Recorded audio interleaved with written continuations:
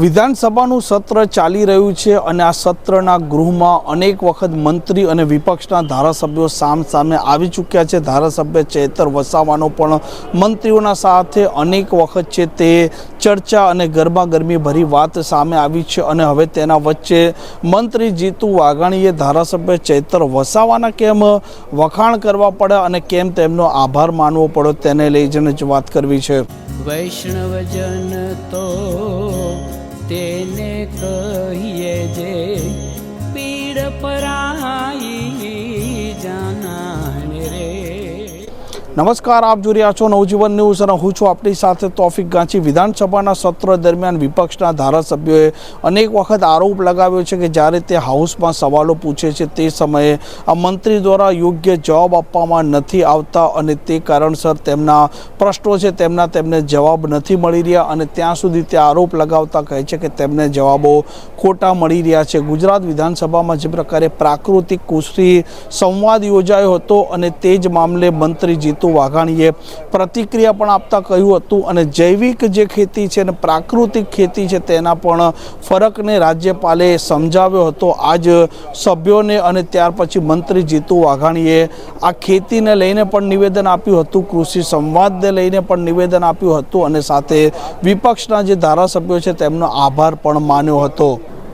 આપણા ધ્યાનમાં હશે કે Gujarat agro business policy token રૂપિયા અત્યારે રાખ્યા પણ 1300 કરોડથી પણ વધારાની રકમ એ અમારા ખાતામાં આવશે।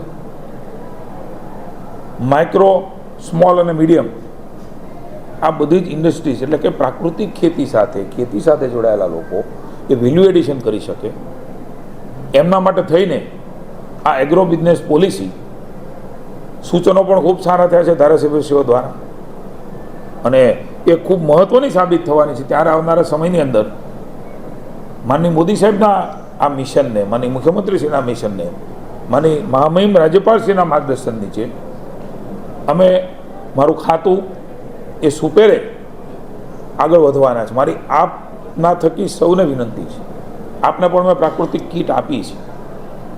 મિત્રો જેને સમજ છે, સમજી રહ્યા છે એ બધા જ લોકો પોતાના ઘરની અંદર રસોડામાં એ મસાલા સહિતની પ્રાકૃતિક ચીજ વસ્તુનો ઉપયોગ કરીશું તો આપણી ભવિષ્યની પેઢી, વર્તમાન પેઢીને અનેક રોગોથી બચાવીશું। મારે કહેવું જોઈએ, હું કોઈ આપણા માધ્યમથી ડરાવવા કોઈ નથી માગતો પણ હકીકત આપની સામે મૂકું છું।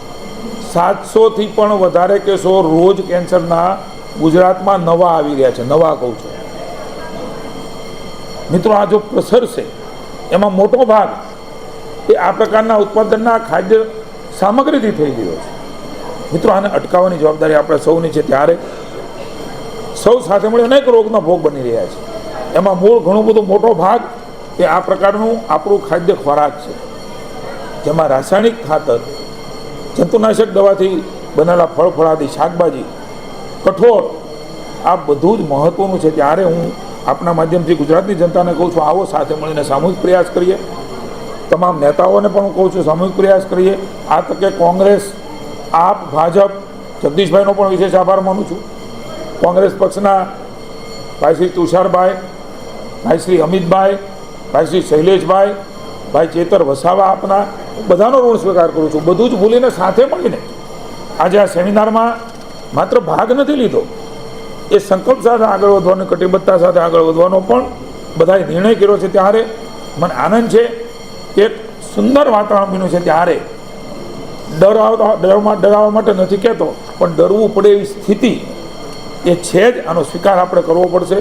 સૌ સાથે મળીને આ પ્રાકૃતિક ખેતીનો ઉપયોગ કરીને વધારે ઉત્પાદન ખેડૂતોને થાય, વધારે આવક થાય અને અનેક જિંદગીઓ બચી શકે એનો કોઈ પણ ઈલાજ હોય તો મોદી સાહેબે પણ કહ્યું છે કે માત્ર ને માત્ર એ પ્રાકૃતિક ખેતીથી ઉત્પાદન થતી ચીજ વસ્તુઓ, ફળ ફળાદી, કઠોળ આ જ એનો ઈલાજ છે। ત્યારે આજનો આ સેમિનાર અતિ મહત્વનો સાબિત થવાનો છે।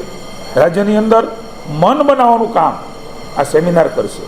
માણસનું મન ન બને ત્યાં સુધી ક્યારેય કાર્ય સફળ થતું નથી। હું આપના માધ્યમથી આપ સૌને પણ વિનંતી કરું છું, આ એક વખતનું કામ નથી, આ વારંવાર કહેવાથી માણસનું મન એ બનશે ને મન બનશે તો મન બદલાશે અને બદલાશે તો એ પ્રાકૃતિક ખેતી તરફ અથવા તો પ્રાકૃતિક ઉત્પાદન જે છે એને વાપરવા માટેના પ્રયાસ કરી છે. અમે નક્કી કર્યું છે પ્રાકૃતિક ખેતીનું ઉત્પાદન થાય, એ ઉત્પાદન વેચવા માટેની જગ્યાઓ મળે, એ ઉત્પાદન વેચવા માટે સર્ટિફિકેટ માની અમિતભાઈ શાહે એક પ્રયોગશાળાની અંદર સર્ટિફિકેટ મળે એની પણ વ્યવસ્થા મોદી સરકારના નેતૃત્વમાં આપણા ગૃહમંત્રી અમિતભાઈ શાહે કરી છે. રાજ્ય અપનાવી રહ્યું છે. ત્યારે મારી પુનઃ એકવાર વિનંતી છે, આપણે સૌ સાથે મળીને આવનારા સમયની અંદર પ્રાકૃતિક ખેતી, પ્રાકૃતિક ચીજવસ્તુનો ઉપયોગ જેમ સ્વદેશીનો કરીએ છીએ એ પ્રકારે આપણે સાથે મળીને કરીએ અને એક સુંદર મજાના વાતાવરણ સાથે આવતીકાલ સુધારવા માટે આપણે સૌ કટિબદ્ધ બનીએ. પુનઃ એકવાર હું વિધાનસભાની અંદર માનનીય અધ્યક્ષશ્રી, માનનીય મુખ્યમંત્રીશ્રી, કોંગ્રેસ, આપ, ધારાસભ્યો, પૂર્વ સૌ મંત્રીશ્રીઓ, પૂર્વ ધારાસભ્યો, MP, પૂર્વ MP તમામ લોકોએ જે સહયોગ આપ્યો છે હું સૌનો આભાર માનું છું. અને પુનઃ એકવાર કટિબદ્ધતા સાથે અમારો વિભાગ આમાં સંપૂર્ણપણે તૈયારી સાથે એનું પેકેજની બાબત હોય, એને માર્કેટ આપવાની બાબત હોય, એના માટે અમારા વિભાગ દ્વારા આવનારા સમય માટે આજનો આ સેમિનાર એ માર્ગદર્શિકા બની રહેશે અને એ પ્રમાણે અમે કામ કરીશું. આ પ્રકારના સમાચાર માટે નવજીવન ન્યૂઝ ચેનલ સાથે જોડાયેલા રહો. નમસ્કાર.